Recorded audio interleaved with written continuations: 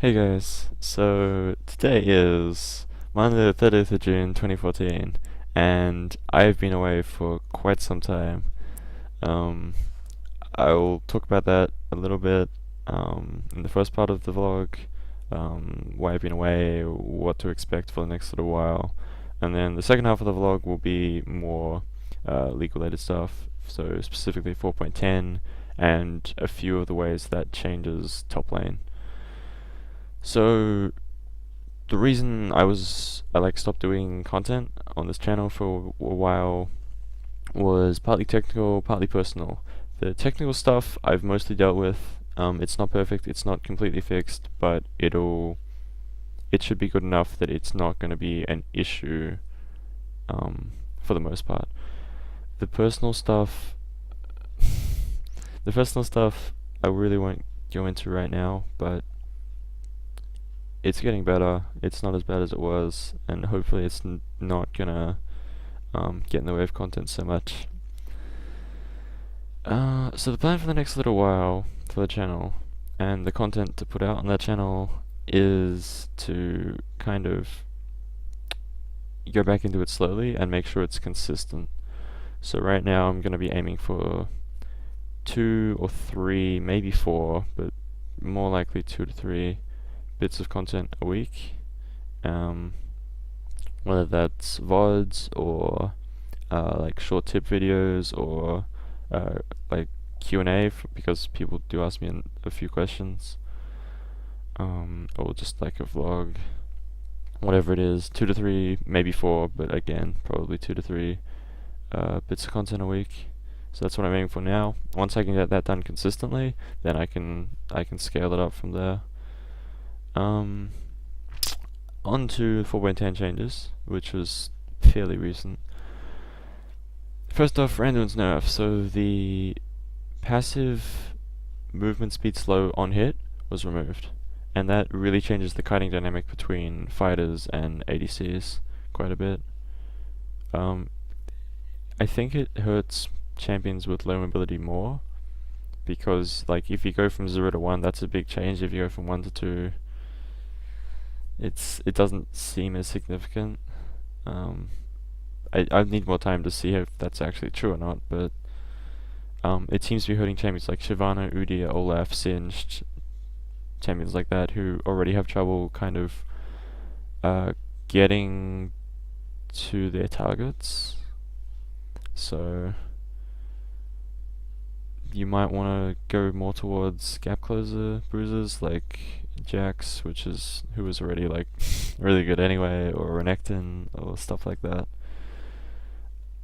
It's not a huge hit in viability, just to be clear, but like every little bit changes what the best pick is, and right now I don't think that those champions are the best picks for a generic choice anymore.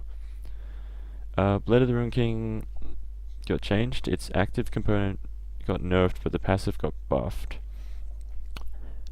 For fighters, for like top laners, that 8% is a lot. And if you don't have a Bork and you fight another guy who has a Bork, another fighter who has a Bork, you're probably gonna lose the fight, just because 8% of current health is a lot of damage. Especially when you consider that you're not just buying 8% of current health on hit, you're still buying lifesteal, AD, and attack speed. So fighter versus fighter fights, it feels like you basically need a Bork to compete. TP nerf was good, I agree with it. It feels like the summoner spells are in a pretty decent spot for top lane at the moment. You can tailor your summoner spell choices for the matchup or your preferences or whatever, and it doesn't like feel really bad, other than Ghost. Ghost is a different story, but TP, Ignite, Exhaust, Flash, whatever, you don't have to always like take one set now.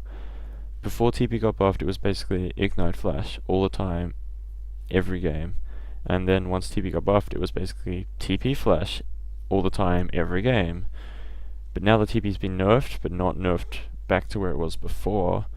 I think the other choices are a lot more viable, but TP is still also viable, still strong. A lot of changes to AD carry items, which I won't really comment on, because bruisers don't typically buy many of those items.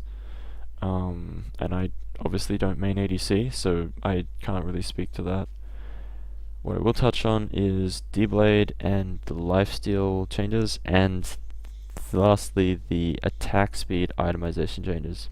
So starting with D-Blade, it's the base stats got nerfed a little bit, and then they switched it from life on hit to just lifesteal, which might be good for ADCs. I've heard some ADCs that actually like that, some ADC players that like that, but for a fighter it kind of sucks, because obviously base stats nerfed is bad, but most fighters will not be buying enough AD to make 3% lifesteal give you 5 health on hit, which was what you were getting before, unless you were ranged, in which case you got 3. But most of the top lane bruisers who were buying Doran's Blades were melee champions, so this kind of sucks for them.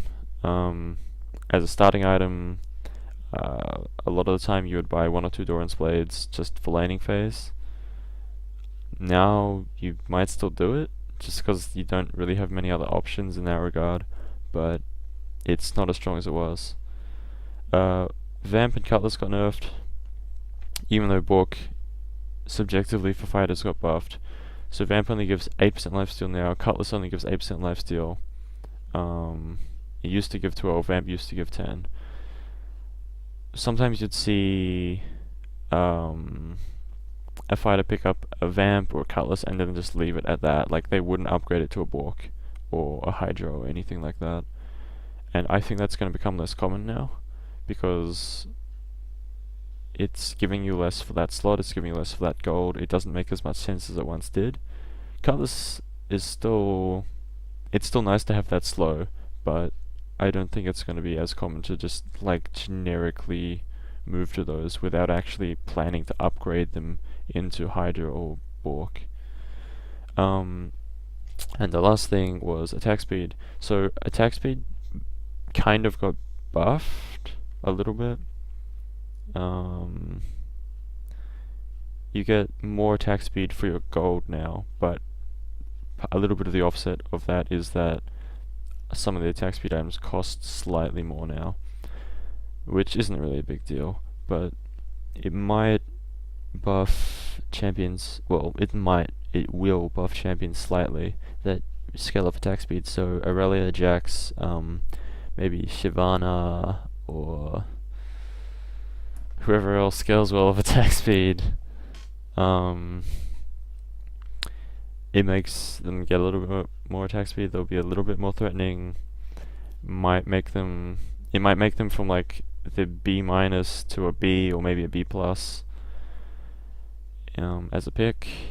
Yeah, I don't think it's a huge change, just like the randomness thing isn't a huge change, but the small changes add up, the small changes do matter. The small changes are what makes a champion the best choice, or the second best choice. So like, it is worth noting these changes for a top laner. Shyvana used to be basically just full tank, with the Bork buff, Wit's End buff. Maybe you can get away with going like half damage, half durability. Maybe not. I don't really play Shyvana, so I don't know, and I don't have much time on the 4.10 patch yet. But yeah, maybe you'll see more Aurelia, that sort of thing, who do scale well of attack speed. And that's basically it for 4.10 that I wanted to cover. So there'll be more content coming out in the next little while.